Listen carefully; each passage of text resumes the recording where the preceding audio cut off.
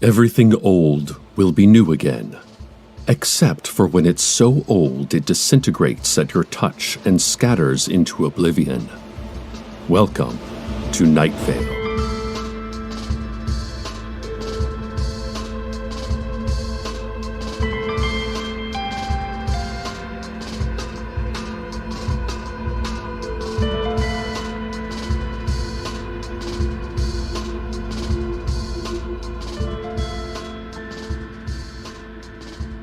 It's harvest time, a time of reaping, sowing, and rebirth, a time of turning over old soil and doing something with crops.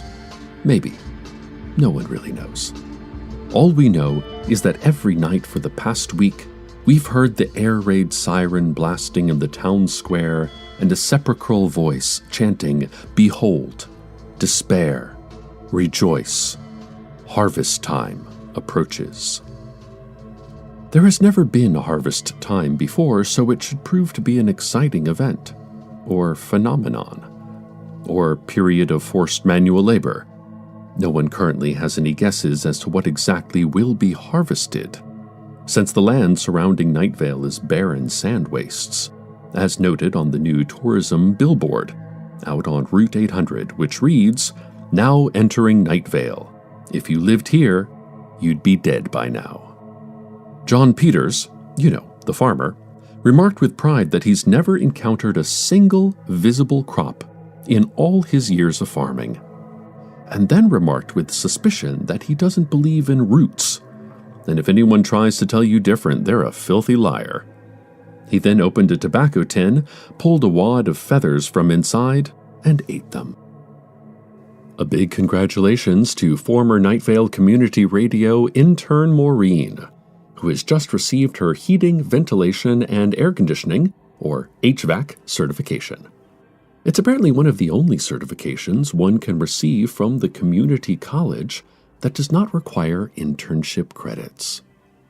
She isn't sure if she's passionate about the ventilation sciences yet, but it at least makes for a lucrative side hustle, especially in this current heat wave. According to our friends at the Unavoidable Casualties Bureau, the current heat wave will statistically take 8 lives by morning. Who will they be? I don't have the answers, of course, and there certainly isn't a betting pool laying 7-to-1 odds on Susan Willman or anything like that, but it's a fun thought experiment, right? Former intern Maureen has also expressed the need for an income boost so she can help her girlfriend Michelle's store, Dark Hour Records, out of financial difficulties. Dark Hour Records has been on hard times since they took a stance against free market capitalism by ceasing use of actual currency. We have here a testimonial from one of Maureen's satisfied customers.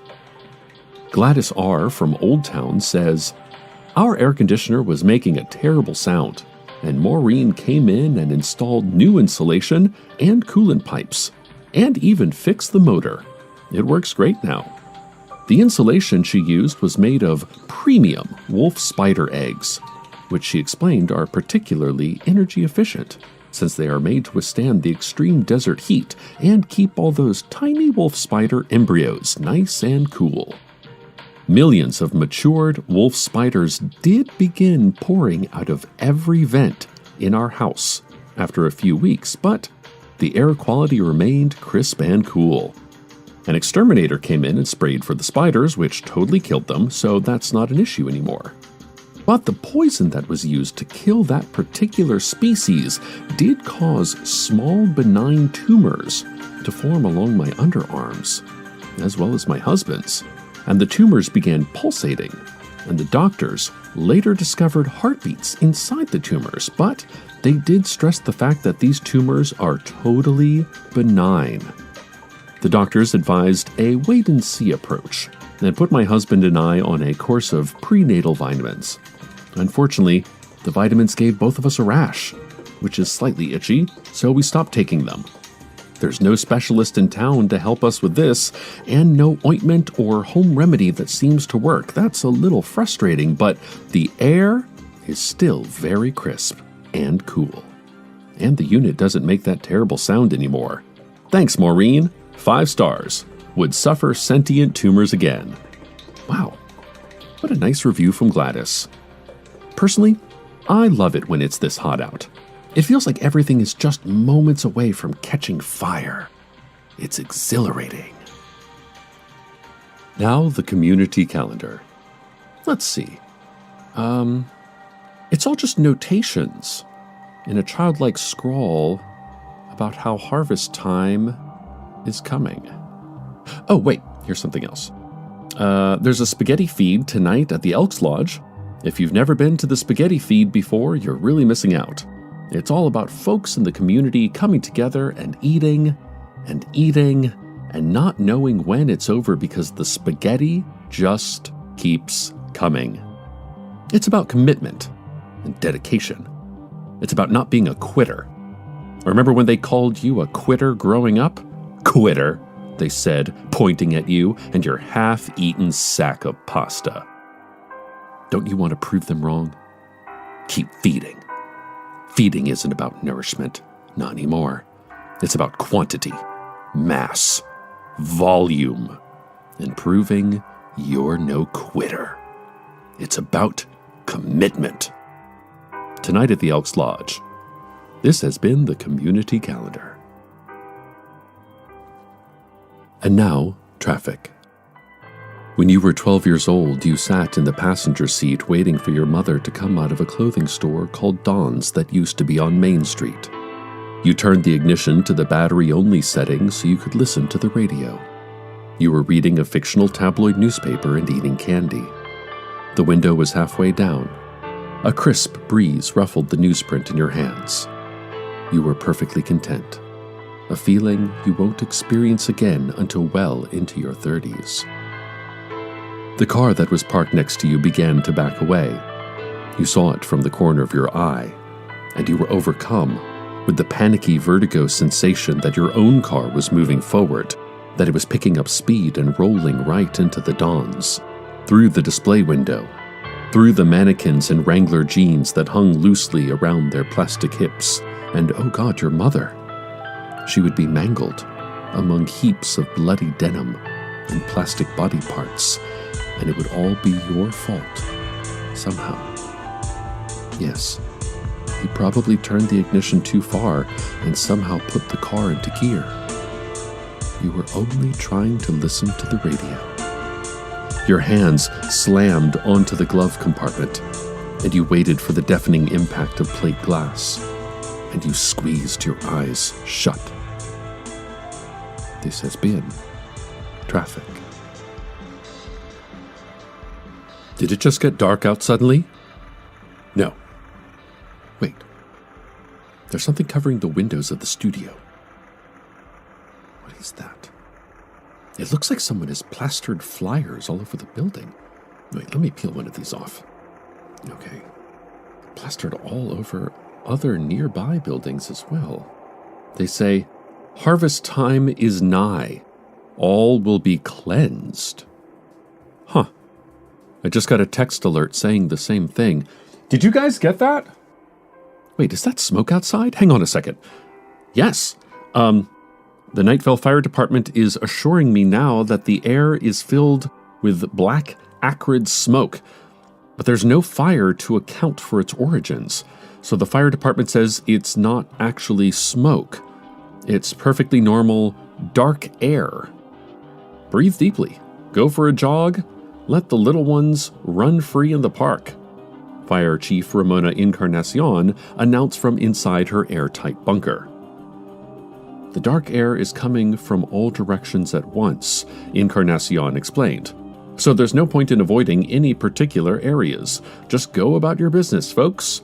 Visibility is hovering right around 0, so please stick to the posted speed limits when driving. You will not be able to see the posted speed limits, so just try to remember what they are. We're on the honor system here, okay? The fire department recommends trying memory games to help sharpen your skills, like Look Look or Fruit Flip. Or get yourself a Simon. You guys remember Simon?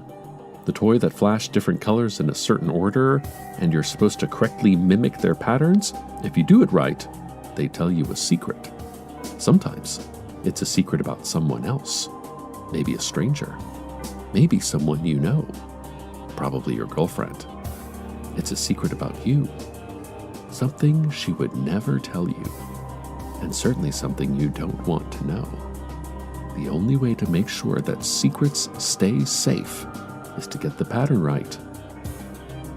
Blue, blue, red, green, blue, yellow, ochre, persimmon, cornflower, chartreuse, chartreuse, ecru. It helps to sing it. Remember, if you fail at this or anything, Encarnacion added, it's because you didn't try hard enough. Everything is a pure meritocracy. Speaking of remembering, my niece Janice has been practically knocking herself out studying for the pre-SATs. I know a lot of other kids at Night Vale High School are doing the same right now, so we're going to run through a few practice questions to help them prepare. First, basic analogies. Scavenger is to carrion as love is to A, car accident, B, quitting your job, C, cooking for friends, or D, cooking friends. Wait, I lost the answers for the verbal section. Here, let's try math. How much would you have to be paid to pull out your own fingernails? The correct answer is $450. How much would you have to be paid to pull out your own fingernails in the year 1979? The correct answer is $1,520, adjusting for inflation. How many box turtles would it take to eat a common raven? Think about that while we go to the weather.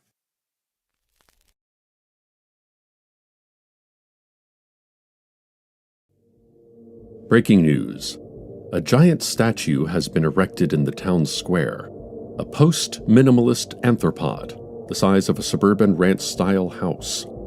It's made of Italian marble with tasteful touches of bronze, but also concrete, scraps of paper, chicken feet, and plastic hubcaps from a 1997 Nissan Altima for eyes. Scratched into the dirt around the statue are the words, "Harvest time is now." Theories vary on what this means, but seem largely to fall into three categories. Religious leaders believe harvest time may finally signify the onset of end times, which they can't deny will give them a certain smug satisfaction. There have been more than a few human sacrifices so far, which some are saying is a bit preemptive, but, as John F. Kennedy famously said, sacrificers gonna sacrifice. Others are claiming this is all a viral marketing campaign for a new vegan restaurant. A voice was heard echoing the smoke-filled streets. "It's a chain, isn't it? I've eaten at one. It's a buffet thing," the voices shouted. The restaurant is inside the statue. Others still prepared a public demonstration by standing around holding blank signs, knowing they will feel strongly about something soon. Looking at the community calendar, I no longer see the notations for harvest time. The Elks Lodge spaghetti feed is still happening, though. Not too late to get down there and grab a plate. I know that's where I'm headed right after this broadcast. I'm getting a report from the spaghetti feed that those in attendance felt painfully full only moments ago, or abysmal with spaghetti, as one feeder put it, and now falls somewhere on the spectrum between ravenously hungry and the absence of any sensation at all. Sounds delicious. Okay, all right. I am getting quite a lot of reports all at once. It appears some things have gone missing. Citizen Jeremy Godfrey, who has been experiencing symptoms of a midlife crisis for several months, reported a sudden and complete loss of the fear of death. My brother-in-law, Steve Carlsberg, reported his Christmas decorations are missing from his attic. Now, this includes the life-size Santa that sits in an aluminum boat and casts a fishing pole string made of lights. My niece Janice expressed a dissenting opinion that the loss of these decorations may actually be a gain for the family. Janice also reported her PSAT practice test went completely blank after she spent hours filling it out. Fortunately, she enjoys standardized tests, so she just did it again. Professor Harrison Kipp is missing 2 toes, though luckily they were his 2 extras. Siobhan Asdak has reported the loss of a close acquaintance after inadvertently hurting their feelings online, but noted maybe it's better this way, if they're going to be such a crybaby about little things like all-caps curse-filled insults. Little League coach Betty Lucero reported all of her baseball bats are missing. She found her garage filled instead with fruit bats, which are, at the time of this report, drowsily eating bananas. Also, everyone in town reported their credit card numbers stolen and maxed out. The charges on the cards originated from the same places: a building supply company, a scrapyard, and the Michaels craft store next to the Staples. It appears all the stolen funds have gone to building the new statue in the town square. Now, there are mixed feelings about this, as it is a beautiful statue, but it's also credit fraud. And I have here an addendum to the testimonial I read earlier from former intern Maureen's air conditioning client, Gladys R. It reads, "The skin hangs loosely from our arms, where tumors once bulged with unknowing life. They hang flat and empty, with tiny open sores, perhaps where something emerged in the night while we slept. We slept so well. I can't emphasize that enough.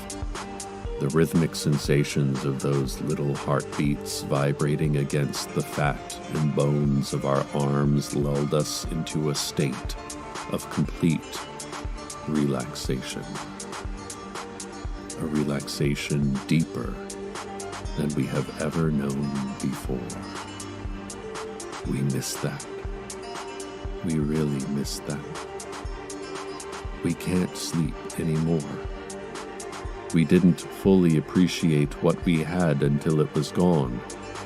We acknowledge that, and we repent.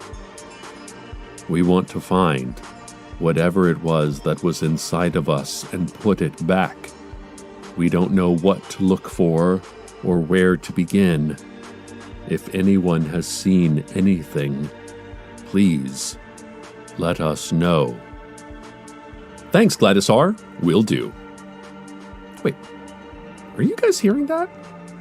There's a new sound coming from the town square. It sounds like the trumpeting of ram's horns. And the smoke has started clearing up. And now there remains only a great dusty quiet. Is it over? Did anything really happen?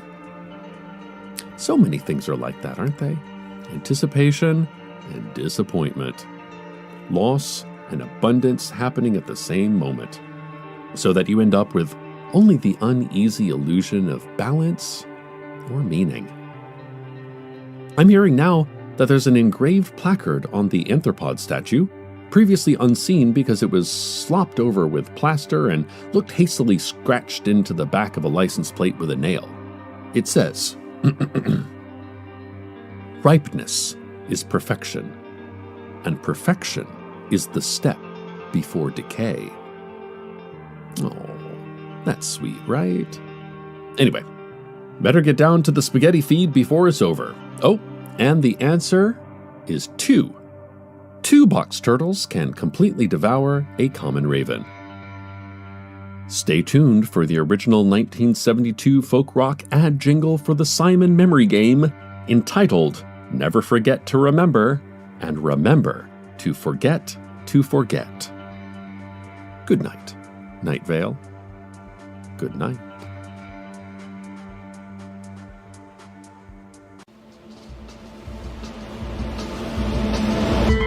Welcome to Night Vale is a production of Night Vale Presents. It is written by Joseph Fink and Jeffrey Craner and produced by Disparition.